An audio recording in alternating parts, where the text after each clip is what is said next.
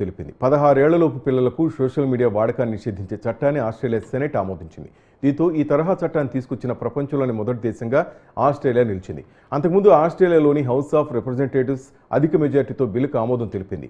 అయితే సెనెట్లో చేసిన సవరణలు ప్రతినిధుల సభ ఇంకా ఆమోదించలేదు. ఈ సవరణలు ఆమోదం పొందుతాయని ప్రభుత్వం ఇప్పటికే అంగీకరించింది.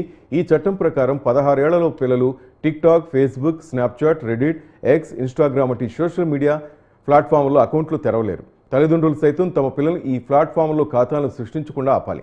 ఒకవేళ వారు ఈ తరహా చర్యలు తీసుకోకపోతే $33 మిలియన్ వరకు జరిమానా విధించున్నారు. అటు ఈ బిల్లుపై పలు పార్టీలు ఆందోళన వ్యక్తం చేశాయి. సోషల్ మీడియాను ఉపయోగించే పిల్లలకు ఈ నిషేధం ప్రమాదకరంగా మారుతుందని గ్రీన్స్ పార్టీ సభ్యుడు సెనేటర్ డేవిడ్ షూబ్రిడ్ ఆందోళన వ్యక్తం చేశారు. ఒంటరిగా ఉండటం వల్ల మానసికంగా కుంగిపోయే అవకాశం ఉందని, ఈ విధానం ముఖ్యంగా గ్రామీణ ప్రాంతాల పిల్లలపై ప్రభావం చూపుతుందని ఆయన తెలిపారు. అటు పలు బాలల హక్కుల సంఘాలు సైతం దీన్ని వ్యతిరేకించారు. అయితే తాజా కథనాల ప్రకారం జనాభాలో 77% మంది దీన్ని అంగీకరించారు. కాగా యూట్యూబ్ని పాఠశాలలో ఉపయోగిస్తున్నందున దీన్ని నిషేధం నుంచి మినహాయించారు.